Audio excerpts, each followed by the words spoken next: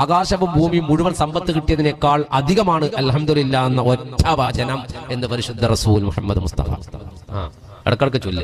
ഇത്ര മനുഷ്യന്മാര് ഇവിടെ വന്നിരിക്കാൻ ആഗ്രഹം ഉണ്ടായിട്ടും ആരോഗ്യപരമായ കാരണത്താൽ പുരകരിക്കുന്നുണ്ടെന്നറിയും. ഇവിടെ വന്നിരിക്കാൻ ആഗ്രഹം കഴിയണില്ല. ഇവിടെ വന്നിരിക്കാൻ നിങ്ങൾക്ക് അല്ലാഹു തൗഫീഖ് നൽകി, വരാൻ സുബൈറിന് തൗഫീഖ് നൽകി. അൽഹംദുലില്ലാ. അല്ലാഹുവിനെ സ്തുതിച്ചിട്ടില്ലെങ്കിൽ ഒന്ന് മനസ്സോട് സ്തുതിക്ക്. അൽഹംദുലില്ലാ. ഇന്ന് പരിപാടിക്കൊക്കെ ഞങ്ങൾ നിങ്ങളെ പുരയിൽ പോയിട്ട് പുരന്റെ മുറ്റത്ത് ഇങ്ങനെ നിന്നിട്ട് പുര ഇങ്ങനെ നോക്കുക. അവനവന്റെ വീട് നോക്കിയിട്ട് പറയണം അൽഹംദുലില്ലാ.